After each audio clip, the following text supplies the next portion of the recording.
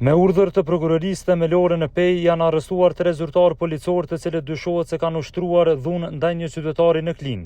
Zyrtarët policor, sipas asaj që dihet deri më tani dhe siç shihet në videon e siguruar nga Gazeta Nacionale, kishin shkuar për të arrestuar një qytetar në Klinë lidhur me 2 vepra të tjera penale për të cilat ai dyshohej. Por që gjatë arrestimit, njëri nga zyrtarët policor kishte filluar të ushtronte dhunë brutale ndaj qytetarit në fjalë, përderisa 2 zyrtarët e tjerë policor po e mbanin.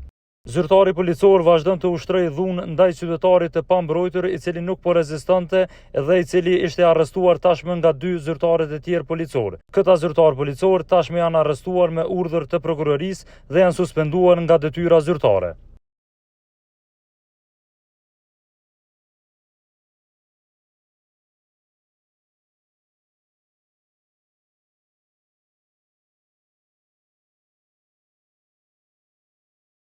Ju njoftojmë që me datën 28 qershor, një patrull policor ka shkuar në Klinë për të arrestuar një person i cili ka qenë i dyshuar për veprën penale kanosja dhe dëmtimi apo agjesimi pasurisë së huaj.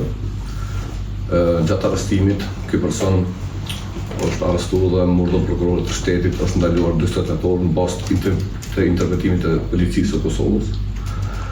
Mirë po, në koordinim të plot me inspektoratin policor prokurori shtetit ka grumbulluar prova dhe pas analizimit të këtyre prova bashkë me hetuesit e inspektoratit policor, prokurori i shtetit ka parë se ka elemente të veprës penale tek trajtimit fizik ndaj personit pandehur, ku udhëheqësi i kësaj patrolle në bashkëpunim me 2 zyrtarë tjerë policor kanë ushtruar dhunë fizike ndaj personit të pandehur.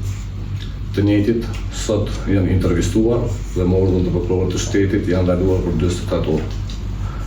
Prokurori i shtetit brenda afatit ligjor do të parashtrojë kërkesë për sigurimin e prezencës pandehur në procedurë penale dhe negociojë çdo veprim hetimor do të bëhet koordinim të plotë me inspektoratin policor. A është intervistuar ende viktima? Po, viktima fillimisht është liruar, pasi që ka qenë ndaluar për ato 2 vepra penale. Mirë, po masi që kemi kuptuar se njëjtë ka qenë i keq trajtuar, është liruar me një nga masa e ndalimit dhe është intervistuar në cilësinë e viktimës.